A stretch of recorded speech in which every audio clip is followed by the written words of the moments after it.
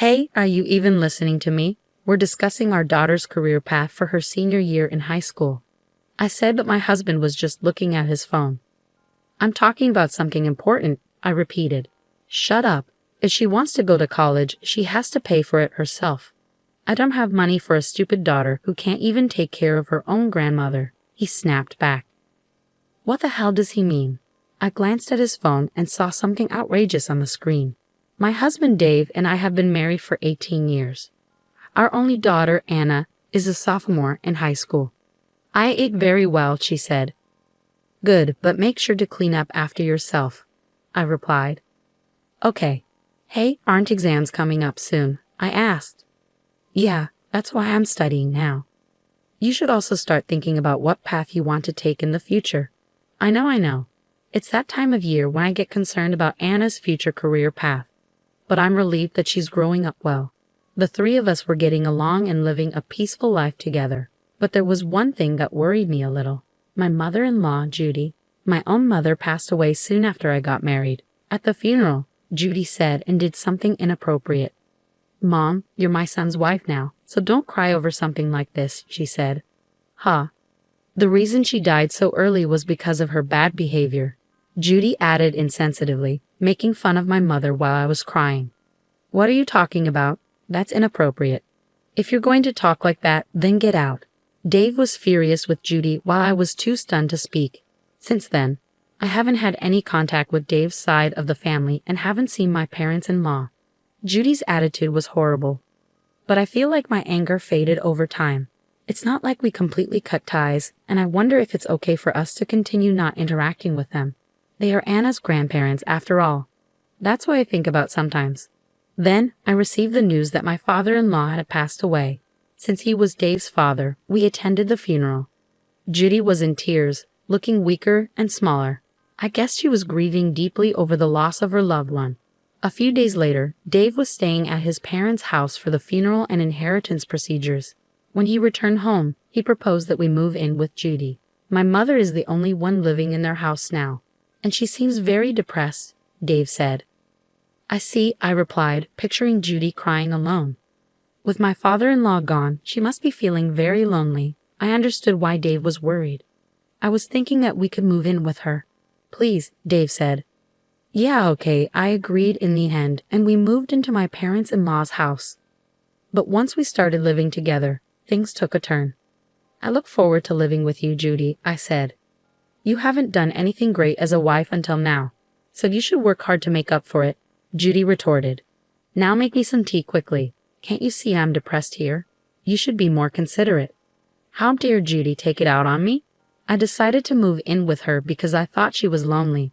But what is with her attitude? Dave and I both work, but he leaves all the house chores to me. Hey, is dinner ready yet? I just got home from work, Dave demanded. You're such a bad wife, ignoring what you need to do in the house when you're a wife. I'm really disappointed in you, Judy added. Why does she always complain about me so much? And now Judy began to blame Anna too. Hey, please go fold the laundry, Judy said. But I'm studying right now, Anna replied. What a charmless girl you are, just like your own mother. What? You can't even obey your elders? Girls are supposed to help around the house instead of studying. You're really annoying, Judy snapped at Anna. Anna, now in her adolescence, became rebellious towards Judy. Studying is useless. Doing the house chores is much more useful, Judy continued. You're freaking annoying, Anna retorted. My goodness, she's such a useless child, isn't she? Judy muttered. The relationship between Judy and Anna worsened, and I started regretting why we had moved in with her. I wondered why I had ever agreed to live with her. Meanwhile, Dave was gradually being brainwashed by Judy. I'm home, Dave said as he walked in. Welcome home, honey. Let me get your bag and jacket. You should sit and relax, Judy responded. Oh, thanks, Dave said. It's actually the wife's job to serve her own husband. I'd like to teach Clara all the things I do as a wife. But it's hard when she's not motivated and doesn't take me seriously, Judy complained. Really? Dave replied. When Judy lied and cried, Dave defended her and didn't listen to what Anna and I had to say. Clara and Anna are always harassing me. Please do something about it, sweetie, Judy pleaded. You're disgusting, harassing my own mother, Dave accused. I've never harassed her, I protested. She always crumples up my laundry and complains about everything I do. How dare you talk like that? You're not being a good wife at all. Grandmother's lying, and all you do is take her side, Dave shouted. Stop butting in, Judy interjected. It's all thanks to me that you can live your life like this. You do know that, right? Believing Judy's lies, Dave began to swear at me and our daughter. This became a frequent occurrence, and as Anna became a senior in high school, the situation didn't improve. On the day of a parent-teacher conference at Anna's school, I attended as always and told Dave about it. After dinner, we discussed it in the living room. Anna is thinking about going to college, I said. Yeah, I've narrowed it down to a few places with a department of my choice, Anna added. Her teacher said that if it's this college she wants to go to. Hey, are you even listening to me? I asked Dave, who was just looking at his phone, uninterested, just as he had been last year. I'm talking about something important, I said, frustrated by Dave's lack of attention. Shut up. If she wants to go to college, she has to pay for it herself.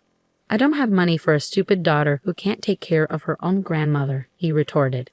I rolled my eyes at him. What on earth are you even saying? Anna, clearly upset, joined in. What do you mean by stupid? I don't have any money of my own, and you're being so irresponsible, Dad. You have some nerve to only depend on me when you need money. You have a thick skin, just like your mother. I wonder how she raised you to be like this, Dave sneered. What? Anna exclaimed, arguing back. This only made Dave angrier. Judy decided to join in. If the mother isn't good enough, the daughter won't be either. A daughter who doesn't know her place and gets cocky doesn't deserve anything paid for her, Judy said. That's right, Dave agreed. Why should I pay for a selfish, stupid daughter? How dare he call Anna selfish? We have been saving for her college fees, and it wasn't like we didn't have the money. I couldn't take it anymore. If you're going to be this annoying about money, then fine. I'm getting a divorce, I declared, my frustration boiling over. Dave scoffed. There's no way you can afford Anna's college fees on your own, you idiot. If you want a divorce, do whatever you want. I don't want a useless wife who can't take care of her husband's family, and I don't want a stupid daughter raised by such an idiot. He continued, the savings we have together will be used for my family, mainly my mother, so don't you dare count on it. Oh, I see. Well, I hope we live in a world where your arrogance is tolerated, I shot back, laughing at him without flinching. Don't worry about the money, Anna. Just follow me. Anna, puzzled by the sudden turn of events, remained silent. You're going to go cry to your father, aren't you? He must be so annoyed with you depending on him at your age. Well, I guess it can't be helped since he's the one who raised you to be his idiot daughter. Anna seemed to realize something when she heard that. Let's go now, Anna. Yeah, I'll follow you, Mom. So Anna and I left my parents-in-law's house and decided to stay at my parents' house for the time being. A few days later, I asked my lawyer to proceed with the divorce and sent a letter of certified notice to Dave. Shortly after, Dave showed up at my parents' house. What are you doing here? I asked. I'm sorry. I sincerely apologize. I don't want a divorce. Please come home, he begged.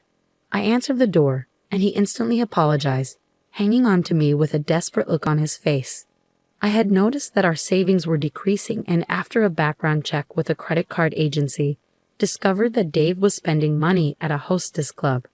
He had been secretly preparing for a divorce and was known as an undesirable customer at the club. I'm going to divorce my wife, so marry me, he had said to one of the hostesses. Huh? What are you even saying? I truly love you, and I can make you happy, he insisted. I'm not really looking for that. After I declared for a divorce, he had proposed to the club hostess he had been infatuated with.